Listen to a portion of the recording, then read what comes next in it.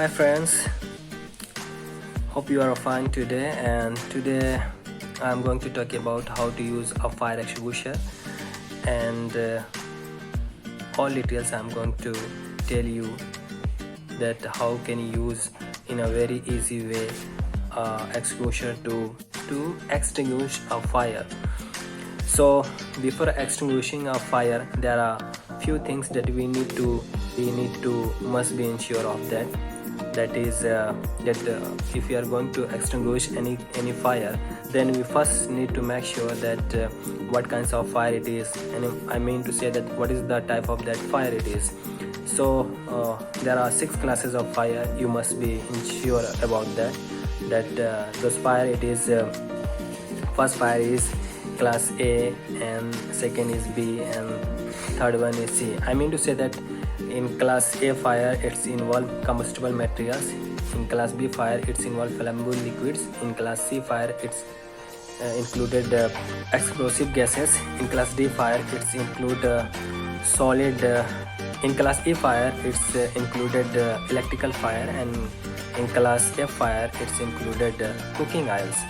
So how you can control over the fire if anywhere or in your company there is a fire caught time in your house, if a fire caught, so how can you extinguish that fire? I'm just going to tell you. So suppose there is a fire extinguisher, and how to use that. Suppose there is a combustible material. If a fire caught in that, combustible materials can be extinguished by water extinguisher and DCP extinguisher, and also you can use the CO2 extinguisher.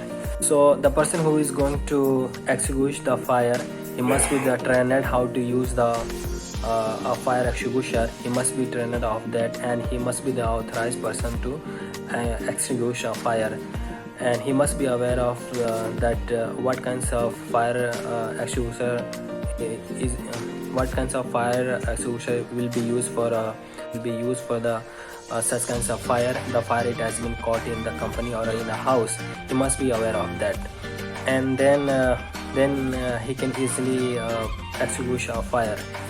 And the final thing I would like to tell you here, that the very simple idea to extinguishing a fire, that when a person is going to extinguish a fire, he should isolate all the nearest combustible materials. He should put away all the flammable liquids and explosive gases and other combustible materials from the where the fire has been started.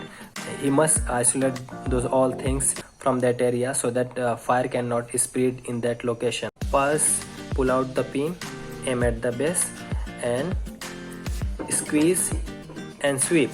So whenever a person going to sweep a fire, then he must make a 1 meter distance from the fire, so that he, while extinguishing a fire, he can keep himself at a safe distance. Dear friends, this is how you can extinguish a fire if a fire caught in your working area or in your house. Now I'm going to tell you about how to do the chemical handling.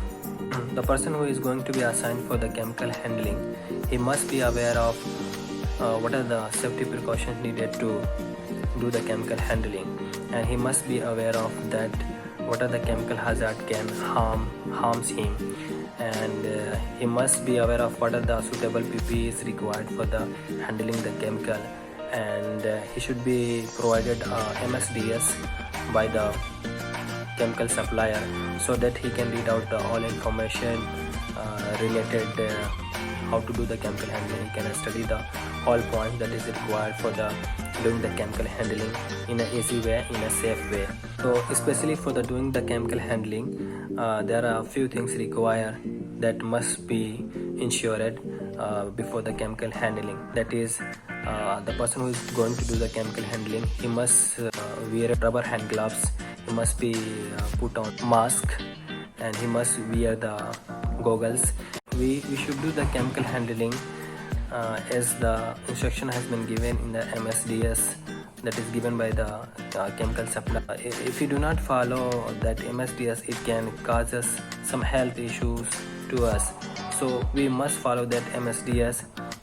that is provided by the chemical supply. If we do not follow that MSDS, there can be some serious health issues.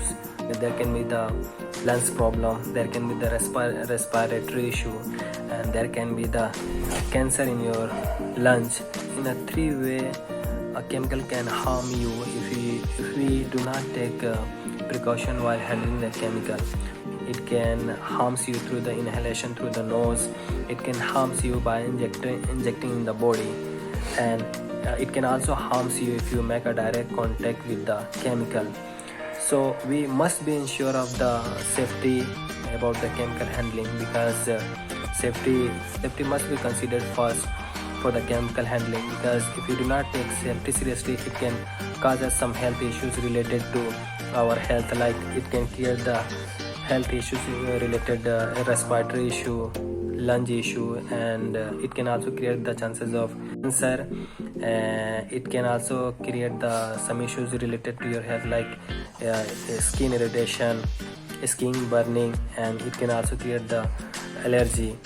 So whenever we are going to do the chemical handling, we must follow the MSDS, and wherever the chemical handling is being carried out, hot activity must be stopped nearby the chemical activity, because if we do the chemical activity nearby the hot activity area, it can create the chances of fire.